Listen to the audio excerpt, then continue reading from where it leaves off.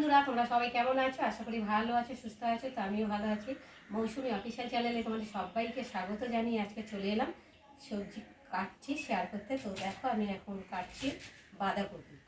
তো এই অসময়ে বাঁধাকপি কেমন লাগবে খেতে তো জানি না, যাই হোক নিয়ে এসেছি, খেতে ইচ্ছা করলো, তার জন্যে রান্না করবো চিংড়ি মাছ দিয়ে। তো কেমন হবে লাগবে খাওয়ার সময় তোমাদের সঙ্গে পরে শেয়ার করবো। তো দেখো কেটে নিয়েছি। আর আজকে সবজি বলতে মানে ভেন্ডি আছে, ভেন্ডি ভাজা হবে। আর এখানে এই যে আমড়া, এই যে যাকে বলে ছোটো ছোটো আমড়া, তো এই আমড়া টক করব। আর মাছ আছে, মাছের জন্য ধনে পাতা কেটে নিয়েছি। তো কী মাছ আছে সেটা এখন বলবো না, যখন রান্না করবো তখন তোমাদের সাথে শেয়ার করব।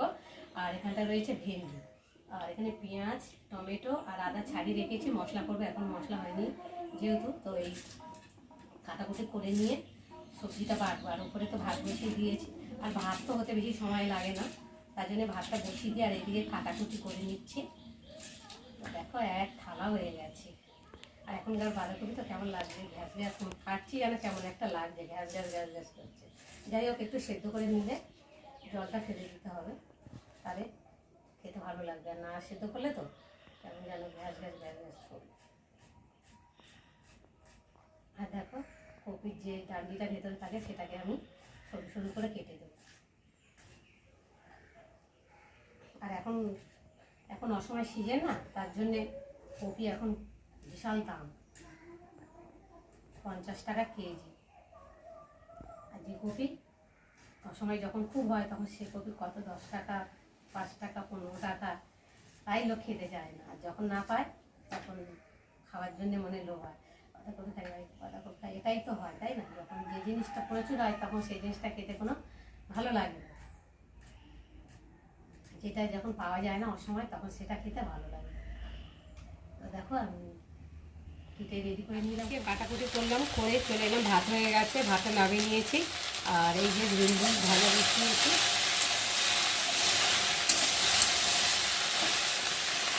পেঁয়াজ ফোড়ন দিয়ে, শুকনো লঙ্কা ফোড়ন দিয়ে ভেন্ডি ভাজা হচ্ছে। আর এখানটা এই যে বাঁধাকপির চিংড়ি মাছ দিয়ে হয়ে গেছে।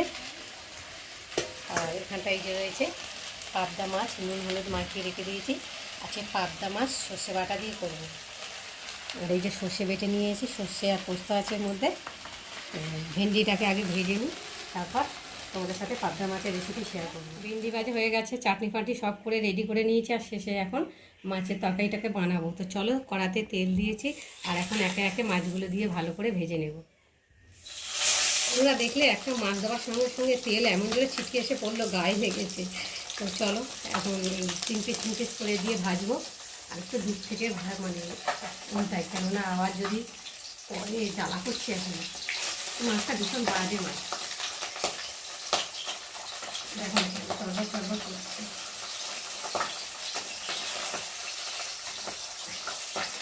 দূর থেকে উল্টাচ্ছি তো ঠিকঠাক মতো উল্টাতে যাচ্ছি না,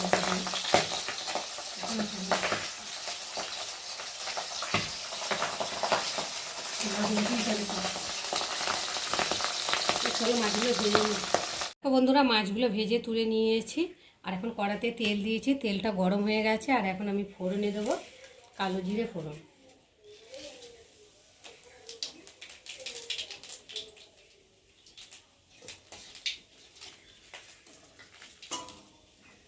ফোড়নটা একটু ভাজা ভাজা হয়ে গেছে, এখন দিয়ে দেবো টমেটো কাঁচা, আর দেবো কটা কাঁচা লঙ্কা, আর দেবো স্বাদ মতো নুন।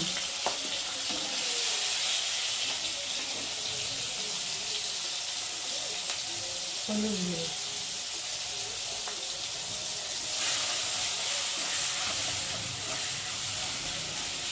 নুনটা দিয়েছি যাতে টমেটোটা তাড়াতাড়ি গলে যায়।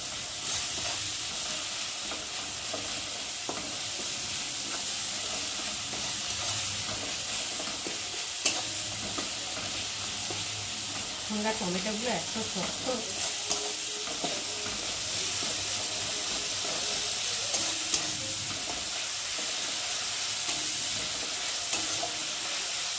আর এখানে দিয়ে দেবো পোস্ত বাটা আর সর্ষে বাটা।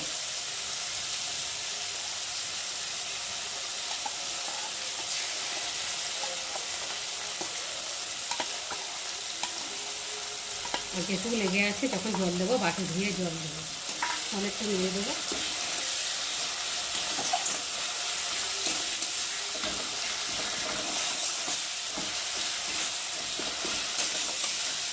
তো হালকা করে ভেজে নেবো সর্ষেটা, কারণ বেশি ভাজলে তো তেতো হয়ে যাবে।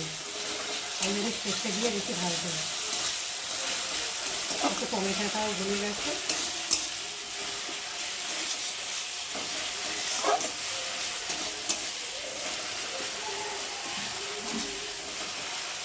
ভাজা হতে থাকুক আর আমি একটু জলটা ধরে নিই, আর একটু নেড়ে দেবো।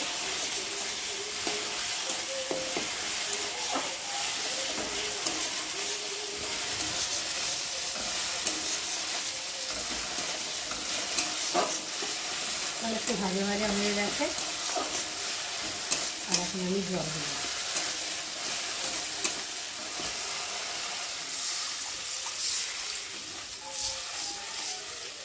যেহেতু আমরা কাঁচা লঙ্কার তরকারি খাবো, তার জন্যে গুঁড়ো লঙ্কাটা দিলাম না।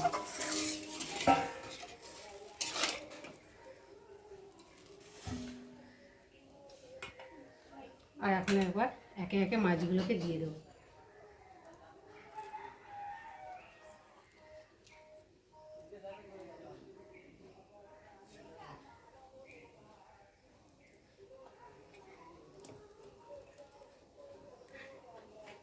মাছটা দিয়ে আর ঢাকা দিয়ে দিলাম। তো এবার খুলে দেখবো, দেখি ঝোলটা কেমন হয়েছে। তো দেখো কত সুন্দর হয়েছে দেখতে। আর যেহেতু কাঁচা লঙ্কার তরকারি তো একটু সাদা হবে,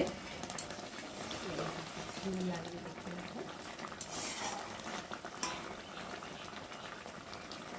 আর এখন আমি উপর দিয়ে ধনে পাতা কুচি দিয়ে দেবো।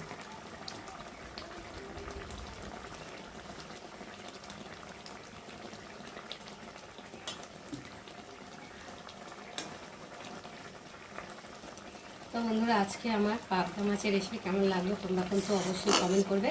আর ভালো লাগলে লাইক কমেন্ট শেয়ার করো। আর আমার চ্যানেলে যদি নতুন হয়ে থাকো চ্যানেলটাকে সাবস্ক্রাইব করো। চলো আবার দেখা হবে তোমাদের সাথে পরের ব্লগে। ততক্ষণ তোমরা তোমাদের খেয়াল রাখো, তোমরা আমার চ্যানেলটাকে সাবস্ক্রাইব করতে থাকো। আর আমি এদিকে তরকারিটাকে ঢালতে থাকি। দেখো একদম